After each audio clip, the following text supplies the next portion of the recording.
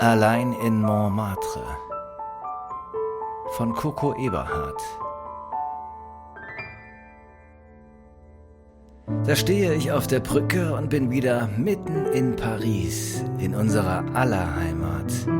Da fließt das Wasser, da liegst du. Und ich werfe mein Herz in den Fluss und tauche in dich ein und liebe dich. Kurt Tucholsky.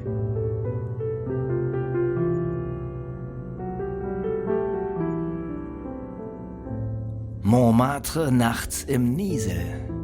Obwohl ich ein Kind der Straße war, mochte ich Regen jeglicher Art bis heute noch nicht.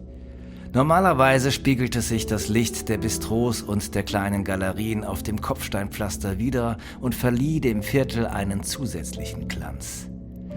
Doch seit ein paar Tagen war alles anders. Das geschäftige, nächtliche Treiben war verstummt. Lediglich der Mondschein reflektierte sich auf den regennassen Straßen. Die Gassen und Plätze waren menschenleer, selbst das Moulin Rouge war verwaist. Reingelassen hätte man einen wie mich dort sowieso niemals, doch hatte ich mich immer wieder gerne auf die Rückseite des rot leuchtenden Gebäudes geschlichen und den Tänzerinnen durchs Fenster beim Umziehen zugeschaut. Wo waren nur alle hin? Selbst der verrückte Straßenmusiker, der so oft mit seiner Geige am Place d'Alida stand und darauf wartete, dass ihm die Passanten Geld für seine Darbietungen in seinen Hut warfen, war verschwunden. Die Nacht machte mir meist weniger Angst als der Tag, doch war es nun gespenstisch still und ich wusste nicht warum. Am anderen Ende der Straße sah ich einen Polizisten patrouillieren. Schnell weg von hier, diesem Kerl war nicht zu trauen. Ehe ich mich versah, würde ich wieder hinter Gittern sitzen, so wie es mir schon einmal ergangen war. Nein, meine Freiheit war mir heilig. Sie war der größte Luxus, den ich besaß. Den durfte mir keiner nehmen. Für jemanden, der sonst nichts besaß, war die Freiheit unbezahlbar. Mein Magen knurrte. Es wurde höchste Zeit, etwas zu essen zu besorgen. Über eine kleine Gasse lief ich unauffällig zu dem kleinen Restaurant mit der blauen Holzvertäfelung. Doch auch hier war es ruhig. Lautlos bewegte ich mich in den Hinterhof zu den Mülltonnen. Jeden Abend hatte ich hier noch etwas Gutes zu essen gefunden. Es war unglaublich, was die Leute alles zurückgehen ließen. Mir konnte das nur recht sein, so kam ich in den Genuss der köstlichsten Köstlichkeiten. Ich scharrte im Unrat, doch fand ich dieses Mal nichts Essbares. Wenigstens ein Stück trockenes Baguette hätte mir schon gereicht. Es musste ja nicht jeden Abend Hummer sein.